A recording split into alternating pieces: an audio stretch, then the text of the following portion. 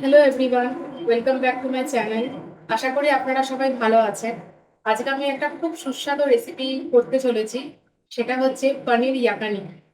তো পনির ইয়াকানি বেসিক্যালি ঘি দিয়ে হয়। আমি এটা আমার মনের মতো করব, সেটা হচ্ছে বাটার আর সাদা তেল দিয়ে। তো চলো শুরু করা যাক। আমি এখন আমুল বাটার একটু দিয়ে দিচ্ছি।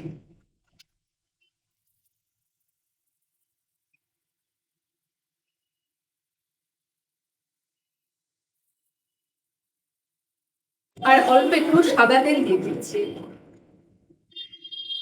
একটু অল্প। এবার ভালো মতো একটু তেলে গরম করে নেবো সাদা তেল আর বাটারটা। এবার আমি দিয়ে দেবো একটা করে মশলাগুলো।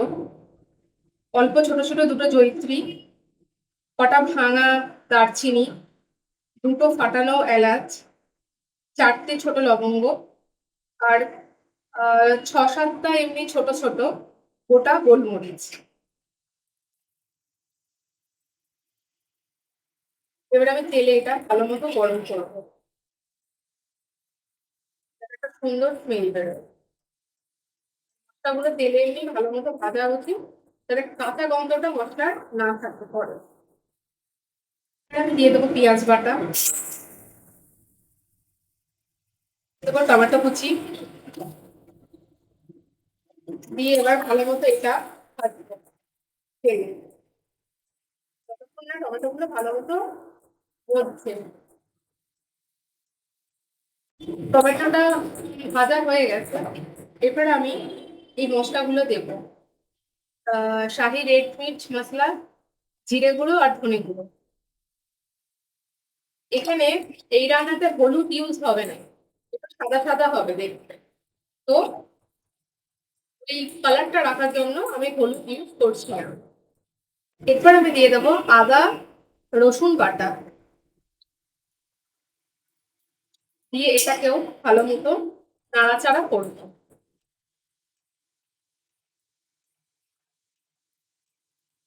এবারে আমি দিয়ে দেবো সামান্য চিনি, ছোট্ট এক চামচ নুন দিয়ে এবার এটাও ভালো মতো এই পেস্টটার সাথে চিনি আর নুনটা ভালো মতো দিয়ে কষাবো।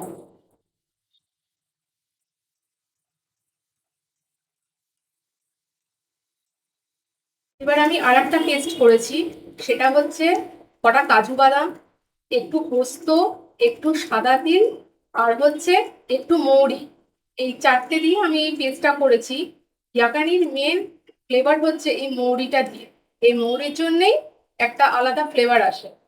এটা আমি দিয়ে দিচ্ছি পেস্টটা।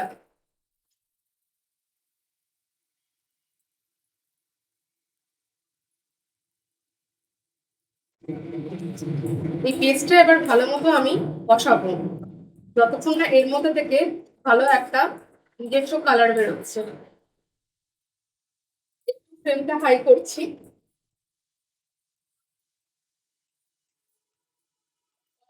একটা হালকা কালার আসবে, তারপর আমি পানিরের পিসগুলো দিয়ে দেবো এর মধ্যে।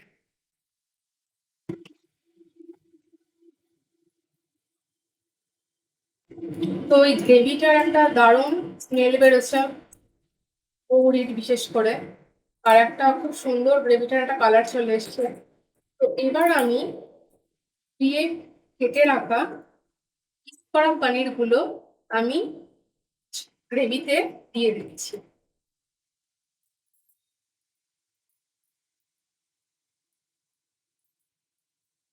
দিয়ে আবার নাড়াচ্ছি। পনিরটা আমি ভাজিনি, কাঁচা পনিরটাই আমি কেটে পিস করে রেখেছি, সেটাই আমি গ্রেভির মধ্যে দিয়ে দিচ্ছি। এবার একটু হাই ফ্লেমে এটাকে বাড়িয়ে দেবো। এবার আমি এই গ্রেভিটার উপরে একটু শাহি গরম মশলা ছড়িয়ে দিচ্ছি,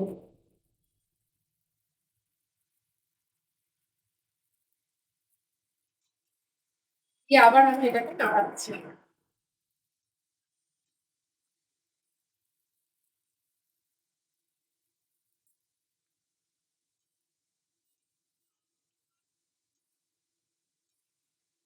গ্রেভিটা ফুটছে, যতক্ষণ না ভালো একটা কালার আসছে আর জলটা টানছে ততক্ষণ আমরা ছেড়ে দেবো কড়াইতে। এটা ফুটছে, তারপর আমি কসুরি মেথি দিয়ে একটা বলে সার্ভ করে দেবো। তো আমার পানিরগুলো চেয়ে এসছে, জলটা অনেকটা টেনে নিয়েছে গ্রেভির মধ্যে।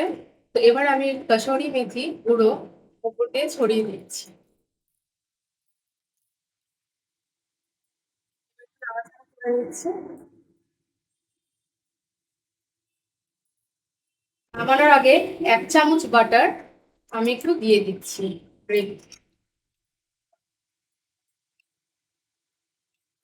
এবার আমি একটা সুন্দর বলে এটা সার্ভ করে দেবো।